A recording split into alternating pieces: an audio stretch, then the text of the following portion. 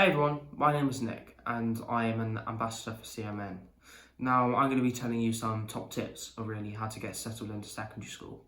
But first of all, I'm going to tell you this. It is not going to be the most easiest of journeys in your life, and I'd say going from primary school to secondary school was one of the biggest leaps I've had to do so far. Now, first of all, if you do have any CMN information to give to your head teacher or your office to help ease your way into school and help your teachers get a bit better insight on what CMN is and try and help you wherever they can, that would absolutely be amazing. As when I went into secondary school, I didn't have CMN then, and I didn't have the CMN charity then, and it was a harder time for me to settle in. And also, a big tip for what I'm going to tell you is to find your inner self, find your confidence, accept yourself. And I recommend you to try and find as many friends as you can possible.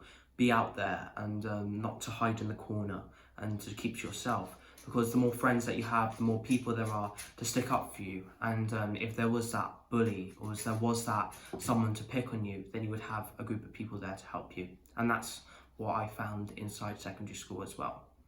Now, another big thing is try and find a hobby to do, maybe an extracurricular activity, whether or not it be sport, art, maybe even find a new language to do. But I do say to try and get your mind off things and to try and find something that you enjoy and try and help yourself ease into school.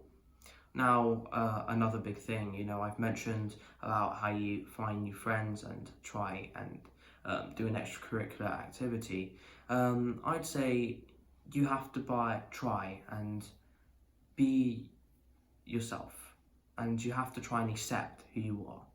You may want to hide, you may want to be in that corner, you may want to, shy away from things, you may want to hide your difference, but we have to all embrace ourselves. And when we do find that inner self-acceptance, then that is only when we truly become happy, and that is when we can finally focus on doing work.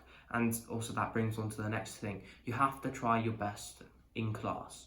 Then there will be people to pick on you, and I like to say there won't, but in every single case, in my time at school, all 3 times I've gone from school because I've had to leave a primary school to go to another one. And in my secondary school, I had no friends going in, so it was a clean slate. I had to restart. So I really do hope you have some people there for you in the first couple of years, people in your class that you can actually speak to, as I didn't have that, and it was much harder for me.